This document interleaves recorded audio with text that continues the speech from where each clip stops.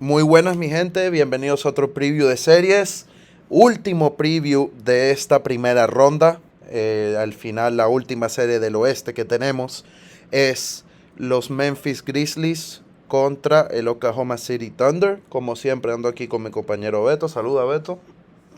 Eh, Una serie que a priori, a primera vista se ve interesante, puede ser que para algunos se vea fácil, porque ajá, Memphis entró como el octavo puesto, pero sabemos que Memphis no es tu tradicional octavo puesto. Tenemos una serie con mucho poder de, de estrella, en este caso Shea Gilgeous-Alexander, obviamente, el que va de primero en el MVP. Tenemos a Ja Morant, tenemos a un jugador también como Desmond Bain, que es un jugador muy bueno por arriba de la media, que intentó en ese juego de play, en el primer juego de play contra Golden State, intentó levantar a su equipo, pero lamentablemente no fue suficiente. Tenemos jugadores que aportan como Santi Aldama, como Luke Kennard, jugadores como Saket Iri, que poco a poco, a pesar de que sea un rookie, aporta, no es una debilidad en la cancha. Jugadores también obviamente como Jaren Jackson Jr., jugador que a pesar de que sea de alta estatura y que juegue abajo, la mayoría del tiempo se la pasa afuera y más con Idi ahora, que pueden tener ese line-up de jugando de 4 Jaren Jackson Jr. y de 5 Idi. Se enfrentan contra obviamente el mejor equipo de la liga, que es el Oklahoma City Thunder, con mucha versatilidad. Obviamente no hace falta nombrar a Shea, pero que tienen jugadores como Alex Caruso, como Isaiah Hartenstein, como Isaiah Joe, como Lou Dort, como obviamente como J-Dub, que es un jugador que llegó al nivel de All-Star esta temporada, y que es un jugador que aporta mucho cuando Shea no está en la cancha. Y yo creo que el Oklahoma City Thunder, si vemos la construcción de su roster, podemos ver que es básicamente, en mi opinión, puede ser que le falte un poco la altura, pero en mi opinión yo los veo unos Boston Celtics versión oeste. No sé cómo lo veas tú, Beto. bueno, Oklahoma 100% es el equipo más dominante de la temporada, ganando un total de 68 juegos, que compáralo con la temporada histórica de Golden State y de Chicago Bulls del 95, eh, con 73 y 72 respectivamente. Yo siento que una diferencia de 5 juegos no es o sea, piénsalo, casi por 4 juegos empatan el récord. Entonces, yo creo que Shea, como tú bien dices, el candidato MVP, va a ser súper importante en esta serie porque hay que ver su desarrollo y desempeño en los playoffs, que el año pasado o sea, dejó mucho que decir sobre la actuación de Oklahoma en general y si tenían el talento, y el talento lo tienen, pero si tenían la experiencia y la madurez para ganar una serie de playoffs. Yo creo que en el verano hicieron, o sea, se movieron de manera importante porque adquieren jugadores con experiencia, como son Isaiah Hartenstein, como son Alex Caruso, que se complementan súper bien con la forma de jugar de Oklahoma y complementan muy bien el resto del roster que ya tenían, como tú bien dices, con Shea, con Jalen Williams y con Chet Holmgren, que es otra pieza súper importante para este equipo de Oklahoma. Si se encuentra eh, como a alcanzar otro nivel ofensivo, creo que Oklahoma se vuelve un equipo imparable. Yo creo que si él encuentra la manera de él y Isaiah Hartenstein finalmente encajar con ese line-up de dos jugadores altos en la cancha siempre, se puede volver interesante, y tú lo combinas con la defensa, fácilmente el mejor defensor del perímetro en Lou Dort, con el tiro de Aaron Wiggins, que ha dado un salto grandísimo, Isaiah Joe, Cason Wallace. Como tú bien dices, fácilmente yo creo que son hasta más profundos que Boston, porque del 1 al 11 tienen jugadores que pueden aportar y pueden traer algo diferente a la cancha, pero aún así que complemente lo que el equipo está tratando de hacer. Y como te digo, al final son de los pocos equipos que están en el top 5 de rating ofensivo y defensivo. Así que un equipo súper completo. Que bueno, se enfrenta a un equipo de Memphis que viene en una situación peculiar, ¿no? Parecido a Denver. Despidieron a su entrenador al final de temporada y dejó, o sea, sorprendió a la NBA entera porque era un coach que era muy querido por el equipo y que también ha llevado a Memphis a ser, o sea, Memphis por poco, o sea, era el tercer seed en el oeste. Sí. Y despiden a Taylor Jenkins y caen y caen y caen. Y obviamente ahora lo vimos en la situación del play-in. Pero era un poco obvio que iban a llegar a los playoffs porque yo siento que comparado con el resto de los equipos en el oeste, es un equipo que con Ja Morant, con Jaren Jackson Jr., debe llegar a los playoffs. Y hay que darle un saludo especial a Jaren Jackson Jr. porque en el lado ofensivo siempre se dependía mucho de Ja Morant y de Desmond Bain, que dejaba mucho que decir y siempre los afectaba en los playoffs. Pero ahora Jaren Jackson, me atrevo a decir que es la mejor pieza que tiene Memphis en el lado ofensivo, convirtiéndose en un All-Star y en general su tiro, bueno, a los tres niveles de su ofensiva ha dado un salto grandísimo y tú lo combinas eso con el retorno de Ya, con salud, sin suspensiones. eh, Al final es un equipo que en papel va a aportar muchísimo y es muy bueno. Y como tú bien dices, algo que le va a afectar a Memphis, eh, bueno, que no, no es que le va a afectar, pero que es muy importante, es la presencia de Zach Edey. Yo siento que los novatos de esta temporada en Memphis también subieron mucho, o sea, subieron el nivel de Memphis significativamente a final de temporada. Perdieron una pieza muy, muy, muy clave en Jalen Wells, que era su defensor principal. Por ejemplo, si no se lesiona, hubiera sido la persona que se defendiera A Shea. a Shai Gilgeous-Alexander. Ahora se vuelve Scottie Pippen Jr., que hizo un trabajo increíble contra Stephen Curry en el juego del play-in y me imagino que va a seguir en el line-up. Pero yo creo que Memphis, igual que Oklahoma, tiene un roster muy profundo que le permite jugar con las piezas, Santi Aldama, Vince Williams, Gigi Jackson. Todos son jugadores muy importantes para que Memphis pueda competir y igualar obviamente el roster de Oklahoma.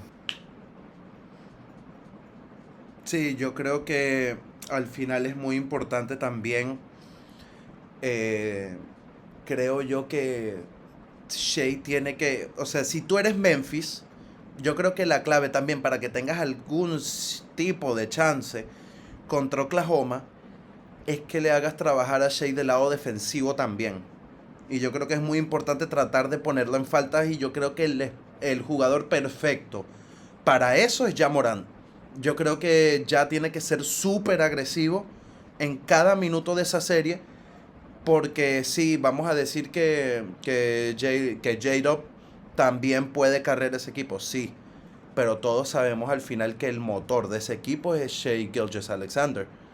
Entonces en este caso obviamente no creo que lo pongan desde el principio a Shea a defender allá porque no tiene sentido. Entonces van a tener que buscar esos pick and roll invertidos de quien sea que tenga Shea. Tienen que traerlo a forzarles el switch en el pick and roll. Yo creo que eso va a ser muy clave y lo que más dure Shea fuera de la cancha, más tienes que aprovecharlo con... Si eres Memphis, tienes que aprovechar que Shea esté fuera de la cancha, tratar de sacar la mayor ventaja posible, porque igual no es que vas a tener mucha, porque si no está Shea, va a estar Jalen Williams, pero en lo que puedas aprovechar con Shea fuera de la cancha, tienes que sacar la mayor ventaja posible y aún así yo digo que Oklahoma en 5. Sí, yo creo que ese matchup en general, viéndolo por arriba, Shai Gilgeous-Alexander contra Ja Morant son dos de las caras jóvenes de la NBA en la misma posición.